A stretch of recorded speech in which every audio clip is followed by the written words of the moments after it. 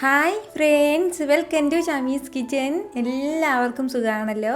ഇന്ന് നമ്മൾ തയ്യാറാക്കുന്നത് വളരെ എളുപ്പത്തിൽ, അതായത് നമ്മളിങ്ങനെ പുളിപ്പിക്കാനോ അങ്ങനെ ഒന്നും വെക്കാതെ പെട്ടെന്ന് തന്നെ ഉടനടി തയ്യാറാക്കി എടുക്കാൻ പറ്റുന്ന നല്ലൊരു ഇഡ്ഡലിയുടെ റെസിപ്പിയാണ്.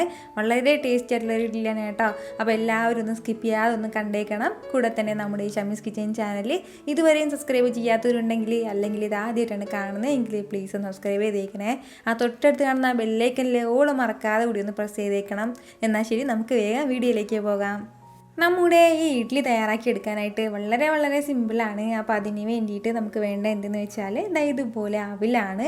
അപ്പോൾ അവിൽ വന്നിട്ട് നമുക്ക് ഏത് അവിൽ വേണമെങ്കിലും എടുക്കാം. ഞാനിപ്പോൾ വെള്ള അവിലാണ് എടുത്തിട്ടുള്ളത്. ഇതിന് പകരം റോസ് അവലുണ്ടല്ലോ, അതെടുക്കാം. അല്ലാതെ നമ്മുടെ പേപ്പർ പോലെ ഇരിക്കില്ലേ റോസ് അവൽ, അപ്പോൾ അത് വേണമെന്നുണ്ടെങ്കിലും ഇങ്ങനെയുള്ള അവലാണെങ്കിലും കുഴപ്പമില്ല. അപ്പോൾ ഏത് അവൽ എടുക്കുകയാണെന്നുണ്ടെങ്കിലും അതിനനുസരിച്ചിട്ട് കുറച്ച് കൂടുതൽ ക്വാണ്ടിറ്റി എടുക്കേണ്ടി വരും. അതായത് നല്ല കട്ടിയുള്ള അവിലാണെന്നുണ്ടെങ്കിൽ വളരെ കുറച്ച് മതിയാവും. കട്ടി കുറഞ്ഞതാണെങ്കിൽ കുറച്ച് കൂടുതൽ എടുക്കണം. അപ്പോൾ ഇത് അത്യാവശ്യം കട്ടിയുള്ളതും കുറച്ച് തിന്നായിട്ടുള്ളതാണ്. അപ്പോൾ അതിൻ്റെ പേരിൽ ഞാനിപ്പോൾ ഒരു 1.5 കപ്പ് അളവിലാണ് അവലെടുക്കുന്നത്. അത് നമുക്കൊരു ബൗളിലേക്ക് ചേർത്ത് കൊടുക്കാം. ആവശ്യത്തിനുള്ള അവലൊരു ബൗളിലേക്ക് ചേർത്ത് കൊടുത്തു കഴിഞ്ഞാൽ പിന്നെ നമുക്കിതിലേക്ക് വേണ്ടത് തൈരാണ്. അപ്പോൾ ഞാനിപ്പോൾ എടുത്തിട്ടുള്ള നല്ല കട്ട തൈരാണ് കേട്ടോ. ഈ കട്ട തൈര് തയ്യാറാക്കുന്ന റെസിപ്പി ഞാൻ മുമ്പ് അപ്ലോഡ് ചെയ്തിട്ടുണ്ടായിരുന്നു. എന്നിട്ട് ആ തൈര് എടുത്തിട്ട് ഒരു സ്പൂൺ വെച്ചിട്ട് നന്നായിട്ട് ഇതൊന്ന് ഉടച്ചെടുത്തിട്ടുള്ളതാണ്. അപ്പോൾ അതുകൂടി ചേർത്ത് കൊടുക്കാം.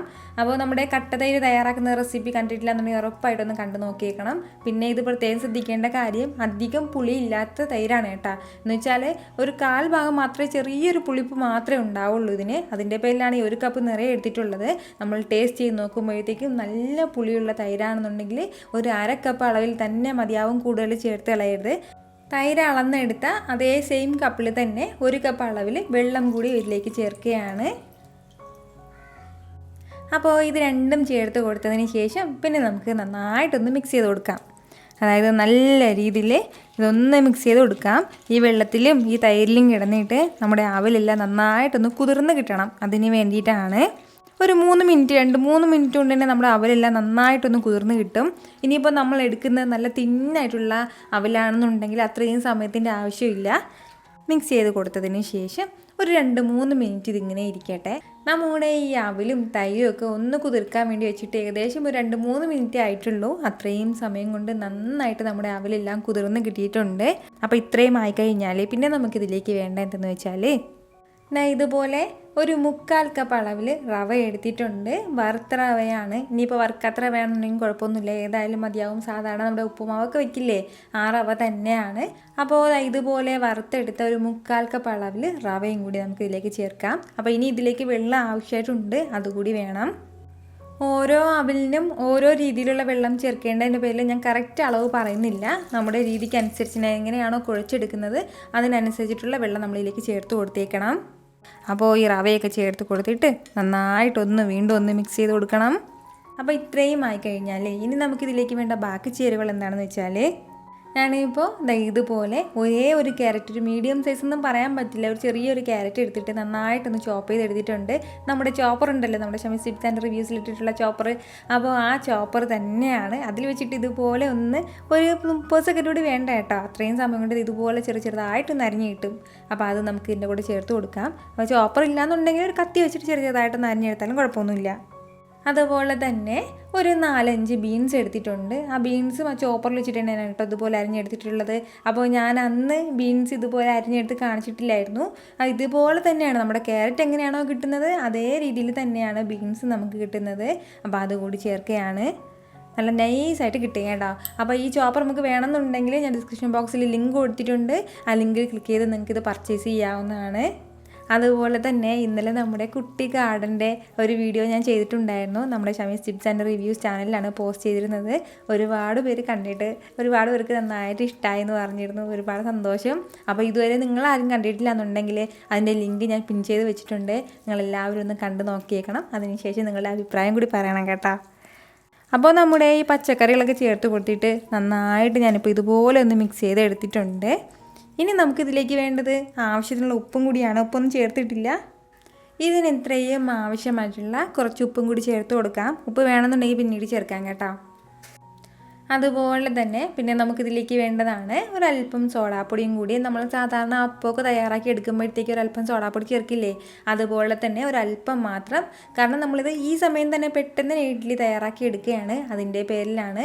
നമുക്കിപ്പോൾ ഇതിലേക്ക് സോഡാപ്പൊടി ചേർക്കാനായിട്ട് താല്പര്യം ഇല്ലയെന്നുണ്ടെങ്കിൽ ഒരു 2-3 മണിക്കൂർ പുറത്ത് വെച്ചിട്ട് ചെറുതായിട്ടൊന്ന് പുളിപ്പിച്ചെടുക്കുകയാണെന്നുണ്ടെങ്കിൽ ഈ സോഡാപ്പൊടി നമുക്ക് ഒഴിവാക്കാം കേട്ടോ. നമ്മളിപ്പോൾ തന്നെ ഇത് തയ്യാറാക്കുന്നതിൻ്റെ പേരിലാണ് ഒരല്പം സോഡാപ്പൊടി ചേർത്തിട്ടുള്ളത്.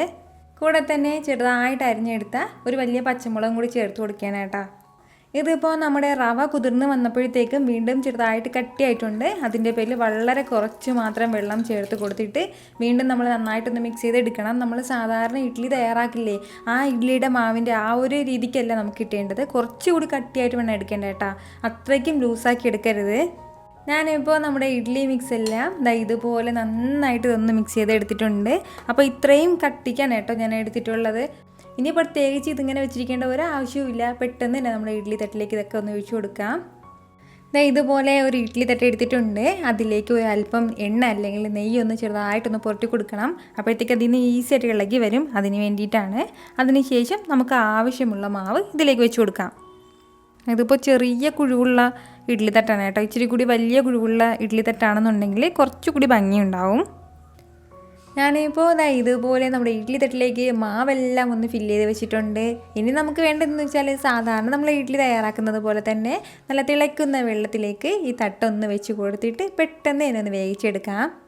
അതിനുശേഷം ഒരു 10 മിനിറ്റ് നമുക്ക് ഒന്ന് അടച്ച് വെച്ചിട്ട് നല്ലതുപോലെ ഒന്ന് ആവിയിൽ വേവിച്ചെടുക്കാം. ആവി വരാൻ തുടങ്ങിയിട്ട് ഏകദേശം ഒരു 10 മിനിറ്റോളം കഴിഞ്ഞിട്ടുണ്ട്. ഇനി നമുക്കിത് തുറന്ന് നോക്കാം. നമ്മൾ വെച്ച് കൊടുത്ത ഇഡ്ഡലി എല്ലാം നന്നായിട്ട് ആവി വന്നിട്ട് നല്ലതുപോലെ വെന്തിട്ടുണ്ട്. അപ്പോൾ നന്നായിട്ട് വെന്തിട്ടുണ്ടോ എന്ന് അറിയാൻ വേണ്ടിയിട്ട് ഒരു കത്തി കൊണ്ട് ചെറുതായിട്ട് ഇങ്ങനെ ഒന്ന് കുത്തി നോക്കുമ്പോഴത്തേക്ക് അതിലൊന്നും സൈഡിലൊന്നും ഒട്ടിപ്പിടിച്ചിട്ടുണ്ടാവില്ല. അപ്പോൾ ഈ ഒരു രീതിയിൽ വേണം നമുക്കിത് കിട്ടാനായിട്ട്. ഇത്രയും ആയിക്കഴിഞ്ഞാൽ പിന്നെ നമുക്ക് ഫ്ലെയിം ഓഫ് ചെയ്യാം. ഓഫ് ചെയ്ത് കൊടുത്തതിന് ശേഷം ചെറിയ രീതിയിലൊന്ന് തണുത്തിട്ട് വേണം നമുക്കിതിൽ നിന്ന് ഇളക്കിയെടുക്കാനായിട്ട്. കാരണം സാധാരണ ഇഡ്ഡലി പോലെ നമുക്കതങ്ങനെ പെട്ടെന്ന് ഇളക്കിയെടുക്കാൻ പറ്റില്ല, നന്നായിട്ടൊന്ന് തണുക്കണം. നമ്മളിത് എടുക്കുന്ന ടൈമിൽ ചെറുതായിട്ട് ഇങ്ങനെ സോഫ്റ്റ് ആയിട്ടുണ്ടാവും, അത് നമ്മൾ പ്രശ്നമാക്കേണ്ട. തണുത്ത് കഴിയുമ്പോഴത്തേക്കും നല്ലതുപോലെ കറക്റ്റായിട്ടുണ്ടാവും. അപ്പോൾ ഇത് ചെറിയ രീതിയിലൊന്ന് തണുത്തിട്ട് വരട്ടെ. എല്ലാ ഇഡ്ഡലിയും ഇതുപോലെ ഒന്ന് ഇളക്കി എടുത്തിട്ടുണ്ട്.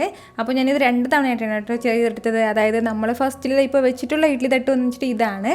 അപ്പോൾ ഇത് വന്നിട്ട് ചെറിയ ഇഡ്ഡലിയാണ് നമുക്ക് കിട്ടിയിട്ടുള്ളത്. എന്നിട്ട് അതിൽ നിന്ന് കുറച്ചുകൂടി കുഴിവുള്ള ഒരു ഇഡ്ഡലിയിലേക്ക് ഞാനിപ്പോൾ ഈ മാവ് ഒഴിച്ച് കൊടുത്തിട്ടാണ് ഇതുപോലെ കുറച്ച് കുഴിവുള്ളൊരു ഇഡ്ഡലി തയ്യാറാക്കി എടുത്തിട്ടുള്ളത്. അപ്പോൾ ഈ ഒരു രീതിയിൽ നമുക്ക് കുറച്ച് കുഴിവുള്ള ഇഡ്ഡലി തട്ടിലേക്ക് ചെയ്തെടുക്കുമ്പോഴത്തേക്കും കുറച്ചുകൂടി ഭംഗിയായിട്ടുണ്ടാകും കാണാനായിട്ട്. അത്രയും മാത്രമേ ഉള്ളൂ. ഇതുപോലെ രണ്ടും തയ്യാറാക്കി എടുത്തിട്ടുണ്ട്. വളരെ സോഫ്റ്റായിട്ടും വളരെ ടേസ്റ്റി ആയിട്ടുള്ള ഒരു ഇഡ്ഡലിയാണ് കേട്ടോ. ഉറപ്പായിട്ട് നിങ്ങളിതൊന്ന് തയ്യാറാക്കി നോക്കണം. കുറച്ച് പച്ചക്കറികളൊക്കെ ചേർന്നിട്ടാണ് നമ്മൾ തയ്യാറാക്കി എടുത്തിട്ടുള്ളത് കേട്ടോ. അപ്പോൾ ഇതുവരെ ഇതുപോലെ ചെയ്തിട്ടില്ല എന്നുണ്ടെങ്കിൽ ഉറപ്പായിട്ട് നിങ്ങളൊന്ന് തയ്യാറാക്കി നോക്കണം, നിങ്ങൾക്ക് നന്നായിട്ട് ഇഷ്ടമാവും. അപ്പോൾ ട്രൈ ചെയ്ത് നോക്കുന്നവരെല്ലാവരും മറക്കാതെ എനിക്കൊന്ന് ഫീഡ്ബാക്ക് അറിയിച്ചേക്കണം. കാരണം നിങ്ങളുടെ ഫീഡ്ബാക്ക് കാണുമ്പോഴായിരിക്കും അത് മറ്റുള്ളവർക്കൊന്ന് തയ്യാറാക്കി നോക്കാനുള്ള ഒരു പ്രചോദനം ഉണ്ടാകുന്നത്. പിന്നെ ഇതിൽ പ്രത്യേകം ശ്രദ്ധിക്കേണ്ട ഒരു ചെറിയൊരു ടിപ്പ് എന്താണെന്ന് വെച്ചാൽ വെള്ളം കൂടി പോകരുത്. നമ്മൾ എത്രത്തോളം കട്ടിയായിട്ട് നമ്മളിത് കുഴച്ചെടുക്കുന്നോ അത്രത്തോളം എളുപ്പത്തിൽ പെട്ടെന്ന് ഇത് വെന്ത് കിട്ടും. അതുപോലെ തന്നെ നമ്മൾക്ക് എടുക്കുന്ന ആ ഒരു കറക്റ്റ് പെർഫെക്റ്റ് ഷേപ്പിലും കിട്ടും കേട്ടോ. വെള്ളം കൂടി പോരുത്. വെള്ളം കൂടി പോയാൽ പിന്നീട് അത് വെന്ത് കിട്ടാനായിട്ട് ഒരുപാട് സമയം എടുക്കും, അതിൻ്റെ പേരിലാണ്.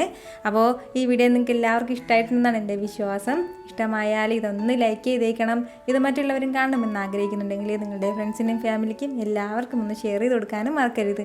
വീണ്ടും നല്ല ഉഷാർ വീഡിയോ ആയിട്ട് ഞാൻ വരുന്നതായിരിക്കും. അതുവരേക്കും എല്ലാവരും ഹാപ്പി ആയിട്ടിരിക്കുക, സന്തോഷമായിട്ടിരിക്കുക, എല്ലാവരും സേഫ് ആയിട്ടിരിക്കണം. Take care dear friends.